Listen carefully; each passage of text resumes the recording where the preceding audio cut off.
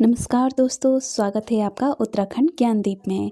दोस्तों, उत्तराखंड के इतिहास में हमने गोरखा सूबेदार पढ़े, फिर हमने न्याय प्रणाली पढ़ी। अब पढ़ते हैं हम दोस्तों कर प्रणाली। तो चलिए शुरू करते हैं। दोस्तों, पढ़ते हैं गोरखाओं की कर नीति। चंद राजाओं ने 36 रकम व 32 कलम वाले अनेक टैक्स लगाए थे, जिसका उन्मूलन गोरखाओं ने किया और नए टैक्स लगाए। दोस्तों, पेपर में आ चुका है कि किसके द्वारा 36 रकम 32 कलम टैक्स लगाए गए थे, तो चंदों द्वारा। और इसका उन्मूलन किसने किया था, तो गोरखाओं द्वारा किया गया था। आगे बढ़ते हैं दोस्तों। गोरखों की आय का मुख्य स्रोत भू राजस्व था। गोरखा शासनकाल में निम्न टैक्स हुआ करते थे। सबसे पहला टैक्स है दोस्तों पुंगाड़ी कर। यह भूमि कर था। दोस्तों, यह भी क्वेश्चन पूछ लेगा कि पुंगाड़ी टैक्स किससे संबंधित था, तो दोस्तों भूमि टैक्स था ये। इससे लगभग 1.5 लाख रुपया वार्षिक आय होती थी। सैनिकों को वेतन इसी टैक्स से दिया जाता था। नेक्स्ट है कुसही टैक्स। दोस्तों, हमने पिछली बार भी पढ़ा था कि कुसही टैक्स किन पर लगाया गया था, तो ब्राह्मणों पर। दोस्तों, और कुसही टैक्स लगाने का भी 2 नाम आता है गोरखाओं सूबेदार में। एक आपका बमसाहा और दूसरा नाम आता है रुद्रवीर। अब दोस्तों, दोनों में से किसने लगाया ये पता नहीं, लेकिन कुसही टैक्स गोरखाओं के शासकों ने लगाया था। और किस पर लगाया था, तो ब्राह्मणों पर। अगला टैक्स है सलामी। अफसरों को दिया जाने वाला टैक्स। यह एक प्रकार का नजराना था। अगला है टीका भेंट। शुभ अवसरों व शादी विवाहों के समय इसे लिया जाता था। पगड़ी या पगड़ी टैक्स। यह टैक्स जमीन व जायदाद के हस्तांतरण में जमीन प्राप्त करने वाले व्यक्ति को एक मुश्त देना पड़ता था। टैक्स है मांगा टैक्स। यह प्रत्येक नौजवान से 1 रुपया कर के रूप में लिया जाता था। युद्ध के समय भी तात्कालिक टैक्स के रूप में इसे वसूला जाता था। दोस्तों, मांगा टैक्स किससे संबंधित है, ये पेपर में भी पूछा जा चुका है। तो यह युद्ध के समय तात्कालिक रूप में लिया जाता था, वसूला जाता था, और यह नौजवान से 1 रुपया के रूप में लिया जाता था। अब पढ़ते हैं सोन्या फागुन। यह उत्सव का खर्च। यह सोन्या फागुन टैक्स उत्सवों पर जो खर्च होता था उन पर लिया जाने वाला टैक्स था। इसमें भैंसे व बकरे लिए जाते थे।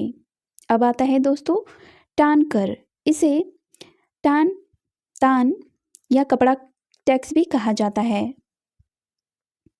इसे हिंदू और भोटिया बुनकरों से लिया जाता था। दोस्तों, पेपर में भी पूछा गया है कि टान कर या टान टैक्स किन से वसूला जाता था, तो हिंदू व भोटिया बुनकरों से लिया जाता था। अगला है मेझारी टैक्स। शिल्पकर्मियों या जागरिया ब्राह्मणों से इसे लिया जाता था। मरो टैक्स पुत्रहीन व्यक्ति से लिया जाता था। रहता टैक्स ग्राम छोड़कर भागे लोगों पर यह टैक्स लगता था। बहता टैक्स छिपाई गई संपत्ति पर लगाया जाता था। घी कर दुधारू पशुओं के मालिकों से लिया जाता था। दोस्तों, ये सारे टैक्स बहुत ही इम्पोर्टेंट हैं। आप लोग अपने कॉपी में नोट डाउन करते जाइएगा, और आई होप कि आपको यह टैक्स समझ में आ रहे होंगे और कॉन्सेप्ट क्लियर हो रहे होंगे। है मौकर टैक्स। यह प्रति परिवार 2 रुपया लिया जाता था। अगला टैक्स है जान्या सुनिया। राज कर्मचारियों से लगान के बाद पूछने पर यह टैक्स पड़ता था। मेजबानी दस्तूर प्रजा की सुरक्षा के खातिर लिया जाता था। अथनी दफ्तरी। यह राजस्व का काम करने के लिए कर्मचारियों के लिए खस जमींदारों से लिया जाता था। दोनिया कर दोस्तों पेपर में पूछा गया है, दोनिया कर किन से वसूला जाता था? तो भाबर व पहाड़ी पशु चारकों से वसूला जाता था।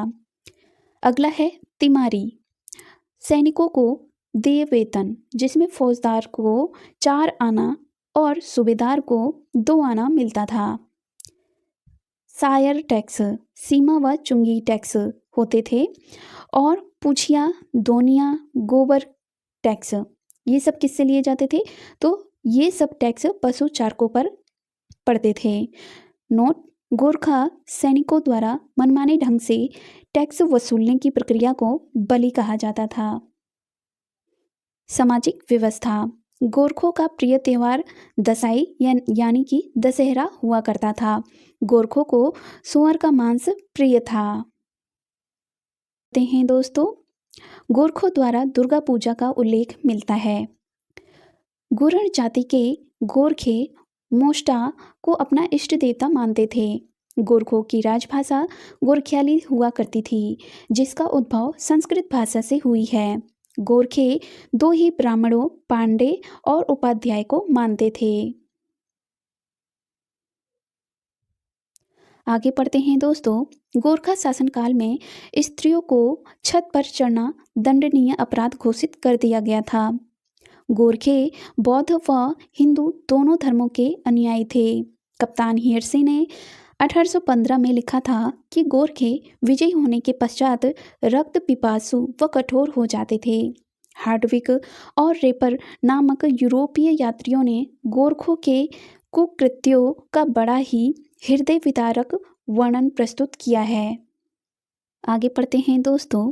चंपावत के बालेश्वर मंदिर का जीर्णोद्धार सूबेदार महावीर थापा ने 1796 में किया था।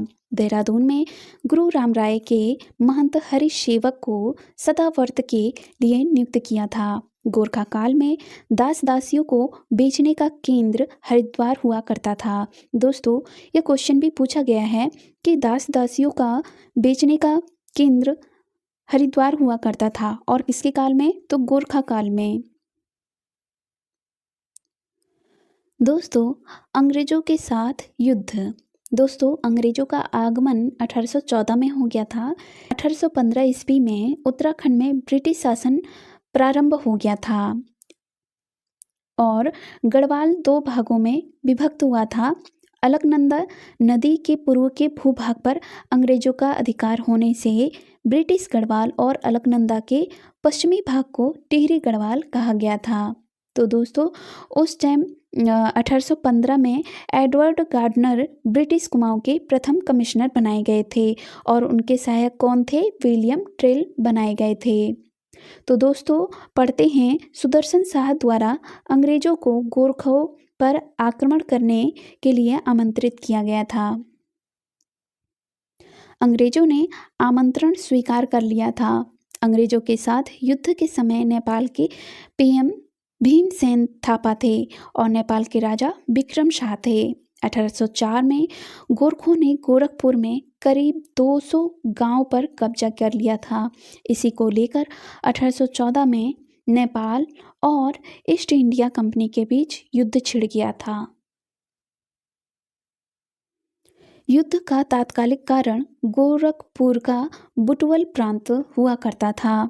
बुटवल प्रांत का परगना प्रारंभ में पालिया के राजा के पास था, जो अंग्रेजों के अधीन था। उन्हें टैक्स दिया करता था। 1804 में गोरखों ने पालिया के राजा को हरा दिया और उसके क्षेत्र पर अधिकार कर लिया। गोरखों ने उसे बंदी बनाकर नेपाल भेज दिया। आप लोग ध्यान से सुनिएगा और स्टोरी को समझने का प्रयास कीजिएगा। वैसे स्टोरी आई होप कि आपको समझ में आ रही होगी। चलिए पढ़ते हैं। 1814 में ब्रिटिश वाइसराय लॉर्ड हेस्टिंग्स थे, जिसने अपनी सेना को आदेश दिया था कि गोरखों द्वारा जो भी क्षेत्र कब्जाए गए हैं या उन पर अधिकार किया जाए।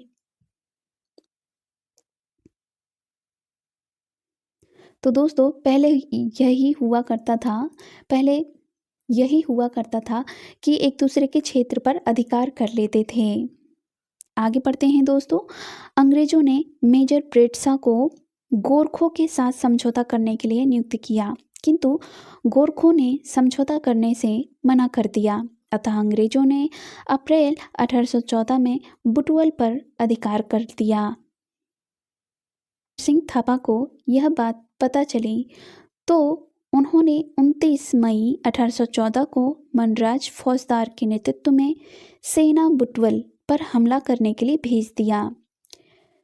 विवादित क्षेत्र को अंग्रेजों से जीत लिया और उस समय लॉर्ड मोयरा संयुक्त प्रांत का गवर्नर था। उसने गोरखपुर से एक फौज बुटवल पर हमला करने के लिए भेजा, जिसने बुटवल को कंपनी के राज्य में मिला दिया और 1814 में आंग्ल गोरखा युद्ध प्रारंभ हो गया। अंग्रेजों ने अपने 22,000 सैनिकों को 4 भागों में बांट दिया था। दीनापुर डिवीजन, नेतृत्वकर्ता कौन थे? जनरल मार्ले। इसके अधीन 8,000 सैनिकों बिहार में नियुक्त किए गए। इसे काठमांडू पर आक्रमण करने के लिए भेजा गया था। फरवरी 1815 में हरिहरगढ़ के युद्ध में गोरखों ने इसे हरा दिया था। अब पढ़ते हैं बनारस डिवीजन, नेतृत्वकर्ता हैं J.S. वुड। इनके अधीन 4,000 सैनिक गोरखपुर पर हमला करने के लिए नियुक्त किया था। डिवीजन, इनके नेतृत्वकर्ता थे जनरल जिलेप्सी। इनके अधीन 4,000 सैनिक देहरादून पर आक्रमण के लिए भेजे गए। फिर आपका लास्ट है लुधियाना डिवीज़न। इनके नेतृत्वकर्ता रहे जनरल ऑक्टरलोनी। दोस्तों यहाँ से पेपर में भी पूछा गया है कि लुधियाना डिवीज़न के नेतृत्वकर्ता कौन थे, तो ऑक्टरलोनी थे। इनके अधीन 6,000 सैनिक नियुक्त किए गए, जिन्होंने काली नदी से सतलज नदी के प्रदेशों पर आक्रमण करना था। दोस्तों आगे की जानकारी हम नेक्स्ट वीडियो में देंगे। तब तक के लिए आप लाइक, सब्सक्राइब और शेयर, कमेंट करना ना भूलें। दोस्तों आई होप कि आपको ये स्टोरी अच्छे से समझ में आ रही होगी।